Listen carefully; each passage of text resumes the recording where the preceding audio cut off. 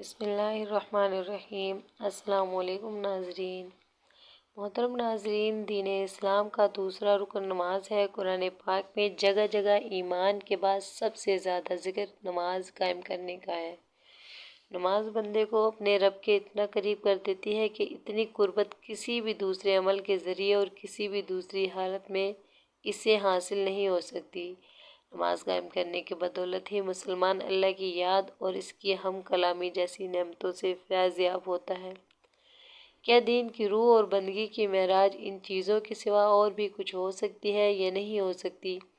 ایمان کی جڑوں کو نمی اور تازگی صرف اللہ تعالیٰ کی یاد سے ہی ملتی ہے۔ جس درخت کی جڑوں کو نمی اور تازگی نہ ملے تو وہ سوکھنے لگتا ہے اور پھلنا پھولنا بند کر دیتا ہے۔ اسی لیے جس شخص کا دل اللہ تعالیٰ کی یاد سے غافل ہو، اس کا ایمان مرجھا جاتا ہے۔ نیک اور صالح شخص وہی ہو سکتا ہے جس کے اندر ایمان کی تازگی موجود ہو، اور ایمان اسی کا تازہ ہو سکتا ہے جس کے دل میں اللہ تعالیٰ کی یاد گھر کیے ہوئے ہو۔ تو ناظرین، نماز کی بہت بڑی اہمیت ہے۔ مومن اور کافر میں فرق کرنے والی چیز نمازیں ہیں، یعنی جو نماز پڑھتا ہے وہ مسلمان ہے اور جو نماز نہیں پڑھتا وہ کافر ہے۔ آج کی ویڈیو میں ہم آپ کی توجہ ایک اہم مسئلے کی جانب مبذول کروائیں گے کہ کیا نماز میں آنکھیں بند کرنا درست ہے یا نہیں، اور کن حالات میں آنکھیں بند کرنے کی اجازت دی گئی ہے، اور علماء نے اس حوالے سے کیا فرمایا ہے۔ نماز میں آنکھیں بند کرنے کے حوالے سے فقہا کی کیا رائے ہے وہ بھی بتائیں گے، مگر اس سے پہلے ضروری ہے کہ رسول پاک صلی اللہ علیہ وسلم کی نماز کیسی تھی اس حوالے سے بات کی جائے، کیونکہ حدیث پاک کا مفہوم کچھ یوں ہے کہ تم نماز ویسے ہی ادا کرو جیسے تم نے مجھے ادا کرتے ہوئے دیکھا ہے۔ تو اس لیے ضروری ہے کہ رسول پاک صلی اللہ علیہ وسلم کی نماز کی حالت کے بارے میں جاننا چاہیے کہ اللہ کے نبی نماز کس طرح سے ادا کرتے تھے۔ اللہ تعالیٰ کے محبوب بندوں میں انبیاء کرام علیہ السلام، صحابہ کرام رضوان اللہ اجمعین اور اولیاء کرام رحمۃ اللہ علیہم شامل ہیں۔ اللہ نے انہیں اپنی رحمت خاص سے نوازا اور انہیں مقام عبدیت سے سرفراز کیا۔ ان محبوب ہستیوں کی نماز میں بے پناہ محویت اور خشوع و خضوع تھا۔ رسول اکرم صلی اللہ علیہ وسلم اعلان نبوت سے پہلے بھی غار حرا میں کافی زیادہ عرصہ عبادت الہی میں مصروف رہے، مگر جب آپ صلی اللہ علیہ وسلم نے اعلان نبوت فرمایا تو آپ صلی اللہ علیہ وسلم کو نماز کا حکم ملا اور آپ صلی اللہ علیہ وسلم اس پر کاربند ہو گئے۔ نبی کریم صلی اللہ علیہ وسلم کی نماز مثالی ہے۔ آپ کی نماز میں حد درجے کی محویت تھی۔ آپ صلی اللہ علیہ وسلم نفلی نمازوں میں بھی خشیت الہی سے اشکبار ہو جاتے اور اللہ تعالیٰ سے اتنی لگن اور محبت سے توجہ ہوتے کہ دنیا کے ہر خیال سے بے نیاز اور بارگاہ رب العزت کے بالکل قریب ہو جاتے۔ اللہ تعالیٰ کے حضور آپ صلی اللہ علیہ وسلم جیسی قابل اور مقبول نماز نہ کوئی پڑھ سکا اور نہ کوئی پڑھ سکے گا۔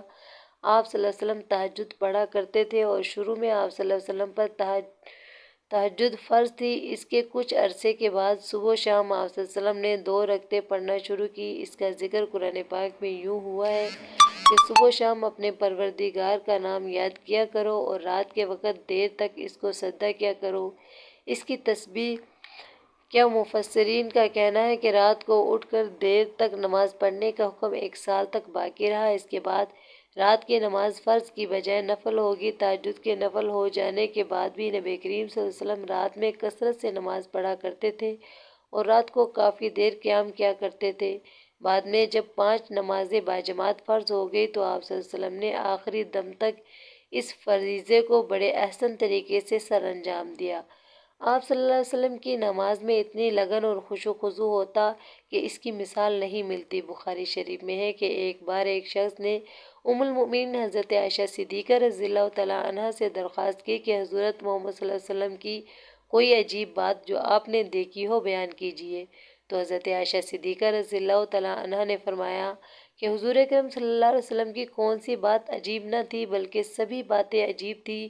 چنانچہ ایک شب کا واقعہ ہے کہ حضور اکرم صلی اللہ علیہ وسلم میرے پاس تشریف لائے اور لیٹ گئے، پھر فرمایا مجھے چھوڑ دو، میں اپنے رب کی عبادت کروں۔ یہ فرما کر نماز کے لیے کھڑے ہو گئے اور رونا شروع کر دیا، یہاں تک کہ آنسو بہہ کر سینہ مبارک تک آ گئے۔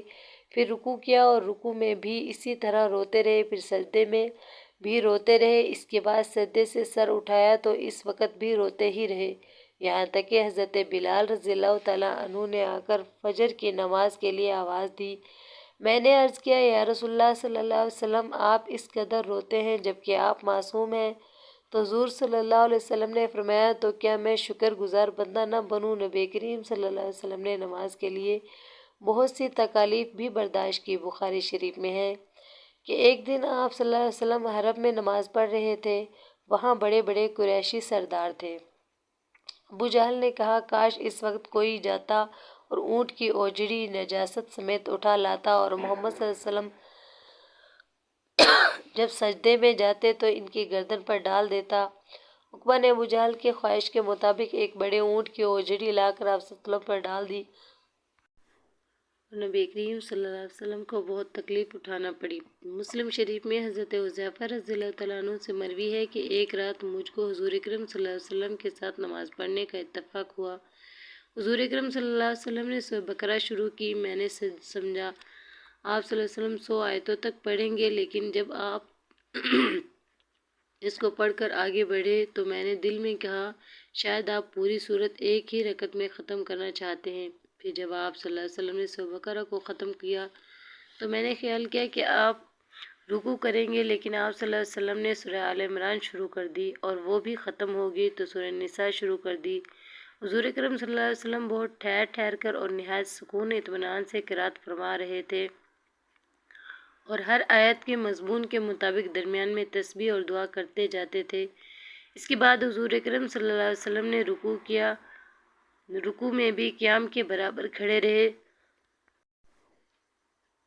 پھر سجدہ کیا اور سجدے میں بھی اسی قدر دیر فرمائی۔ حضرت عوف رضی اللہ تعالیٰ عنہ کہتے ہیں کہ ایک رات میں حضور اکرم صلی اللہ علیہ وسلم کے ساتھ تھا کہ حضور اکرم صلی اللہ علیہ وسلم نے مسواک کیا، وضو فرمایا اور نماز کے لیے کھڑے ہو گئے۔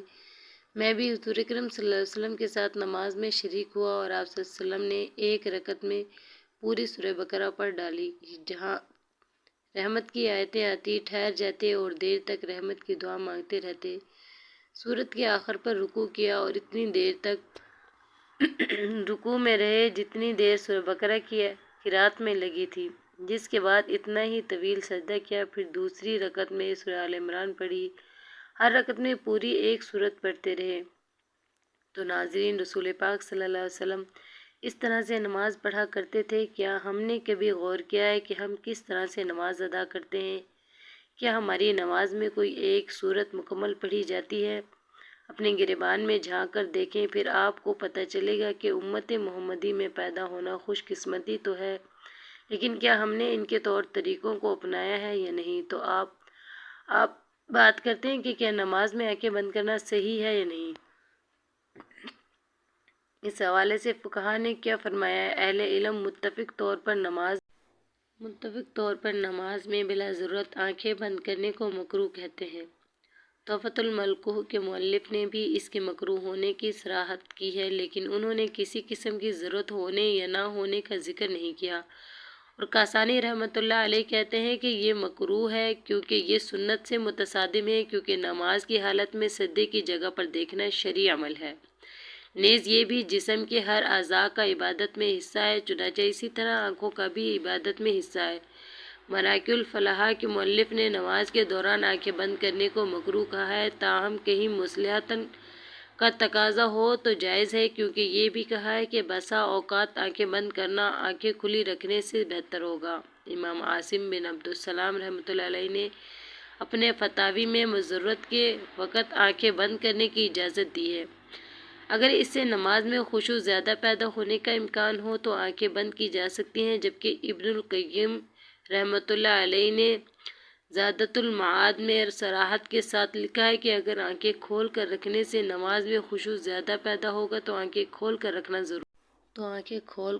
ضروری ہے، اور اگر آنکھیں بند کر کے رکھنے سے زیادہ پیدا ہوگا تو کوئی ایسے نقش و نگار یا کوئی اور چیز موجود ہے جس سے نماز میں خلل پیدا ہوتا ہے تو پھر آنکھیں بند کرنا مکروہ نہیں ہے، بلکہ ایسی صورت میں آنکھیں بند کرنے کو مستحب کہنا مقاصد شرع سے مکروہ کہنے کی نسبت قریب تر ہے۔ واللہ اعلم۔